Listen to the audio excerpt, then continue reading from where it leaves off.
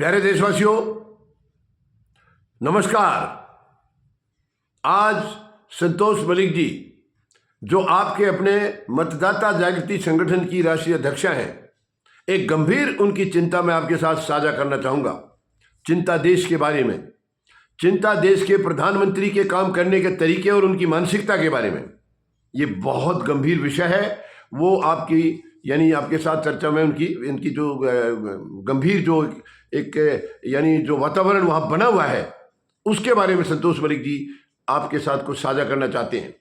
आप देखिए, पीएमओ आपको मालूम है कि प्रधानमंत्री कार्यालय है और सब कुछ वहीं, मतलब देश का जो संचालन होता है वो वहीं से होता है।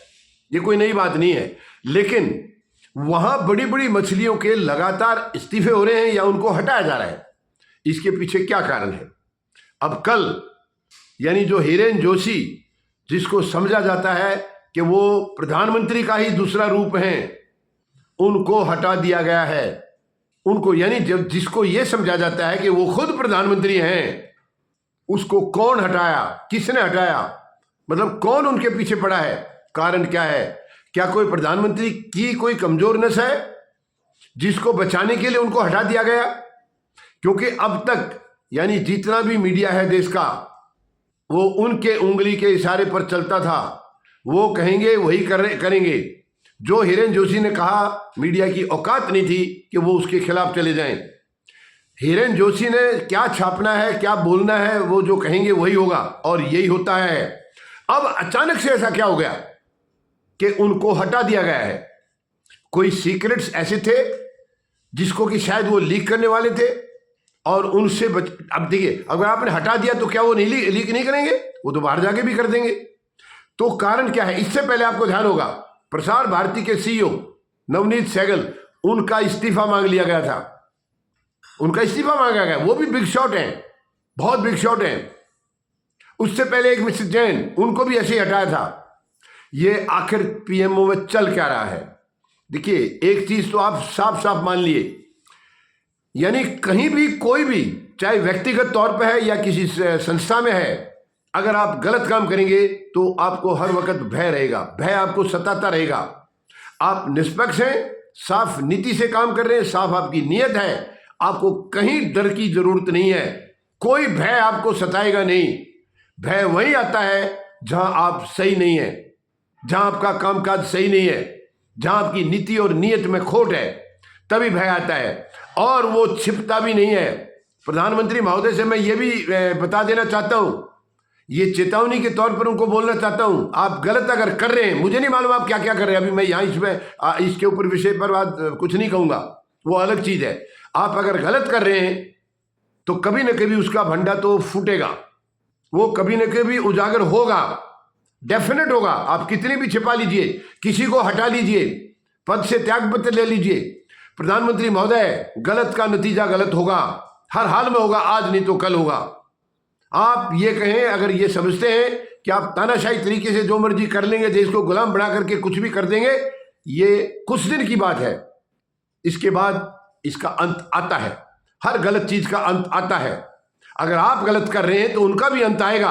अब ये आपको पता है आप गलत कर रहे हैं या नहीं कर रहे हैं। हालांकि संवैधानिक तरीके से देश में कोई काम आज नहीं चल रहा है, ये कहने में मुझे कोई संकोच नहीं है। आज चुनाव आपके लिए सबसे इंपॉर्टेंट चीज है, चुनाव, और केवल चुनाव नहीं, उसको जीतना। उसके लिए आपको कुछ भी करना पड़े वो आप कर रहे हैं। करेंगे नहीं, कर रहे हैं। वोटों में मतलब वोटर लिस्ट में धांधली है, मशीन में धांधली है, कुछ भी है, आप कर रहे हैं। ये बहुत गलत है। ये आपको किसी न किसी दिन इतना शर्मसार करेगा, आप खुद से नफरत करेंगे, खुद से नफरत करेंगे प्रधानमंत्री महोदय। और ये संतोष मलिक जी की चेतावनी है आपको, अब भी अपना रास्ता बदल लीजिए। आपके अंदर अगर कोई ऐसी चीज, भय ऐसा छिपा है, उसको निकालिए बाहर। और देश को, अगर आप कुर्सी पर बैठे हैं तो एक संवैधानिक तरीके से देश को चलाइए, वरना कुर्सी छोड़ दीजिए। आप उसको नहीं निभा पा रहे हैं, आपके अंदर वो शक्ति नहीं है, वो आत्मविश्वास नहीं है कि आप निष्पक्ष तरीके से देश को चला सकें, तो छोड़ दीजिए इसको। कोई फायदा नहीं है, कोई फायदा नहीं प्रधानमंत्री महोदय चिपक कर रहने से।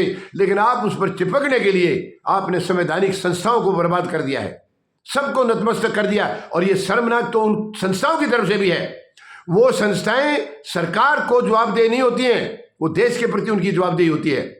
तो वो देश को नकार करके मुट्ठी भर लोगों के सामने क्यों नतमस्तक है, ये भी शर्मनाक है, ये भी शर्मनाक है। उनको भी नीचा देखना पड़ेगा, देश की जनता के सामने उनको भी आज नहीं तो कल नीचा देखना पड़ेगा, वो समय भी दूर नहीं है। तो ये बहुत ही चिंता की बात है। एक के बाद एक पीएमओ से जितने बिग शॉट हैं उनको हटाया जा रहा है या इस्तीफा लिया जा रहा है। तो आखिर आप क्या छिपा रहे प्रधानमंत्री महोदय? क्या किस चीज का भय है आपको? क्या सता रहा है आपको? आप बताइए, बताइए। जो बिग शॉट जिनके दम पर आप सत्ता चला रहे हैं उनको आप निकाल रहे हैं या उनसे इस्तीफा ले रहे हैं, तो इसके पीछे कोई गहरा राज है। आप वो गहरा राज देश से क्यों छिपा रहे हैं? वो छिपेगा नहीं, आज नहीं तो कल बाहर आएगा। हो सकता है यही लोग लीक करेंगे जिनको आप हटा रहे हैं, या जो भी है। प्रधानमंत्री महोदय, ये देश आपका गुलाम नहीं है, देश की जनता 142 करोड़ लोग आपके गुलाम नहीं है। आपने तो प्रधान सेवक बताया था ना अपने आप को, आज क्या हो गया? आज इतने बड़े तानाशाह क्यों हो गए आप? सेवक कभी तानाशाह नहीं हो सकता है। मेहरबानी करके अपना रास्ता बदलिए, अभी भी काम करने का स्टाइल बदलिए। ये देश हित में नहीं है जो आप कर रहे हैं। आप नहीं कर पा रहे हैं या आपके ऊपर कोई दबाव है, कोई करने नहीं दे रहा है, तो आप देश के सामने बताइए, वरना गद्दी छोड़ दीजिए। इस देश में 142 करोड़ लोगों में बहुत एक से एक बुद्धिजीवी भरे हुए हैं जो देश को चलाएंगे, बहुत खूबसूरती से चलाएंगे। मेहरबानी से चिपक कर मत रहिए, बताइए वहां क्या साजिश चल रही है, पीएमओ में क्या हो रहा है। आए दिन कोई ना कोई ऐसी चीज आप लेके आ रहे हैं जिससे देश को एक तकलीफ होती है, पीड़ा होती है। क्यों कर रहे हैं आप ऐसा? आप सेवा के तौर पर वहां गए थे, सेवक बन के गए थे, तो आप तानाशाह बनकर के देश की जनता को तड़फा क्यों रहे हैं, तकलीफ क्यों दे रहे हैं? आप उनको कोई आराम देने की बजाय, कोई अच्छा उनका भविष्य ठीक बनाने की बजाय आप उनको पीड़ा दे रहे हैं, सता रहे हैं उनको। ये बहुत गलत है प्रधानमंत्री महोदय। समय रहते अभी भी अगर आप संभलेंगे तो शायद आपके लिए अच्छा होगा, आने वाले समय के लिए अच्छा होगा। धन्यवाद। जय जवान, जय किसान, जय हिंद।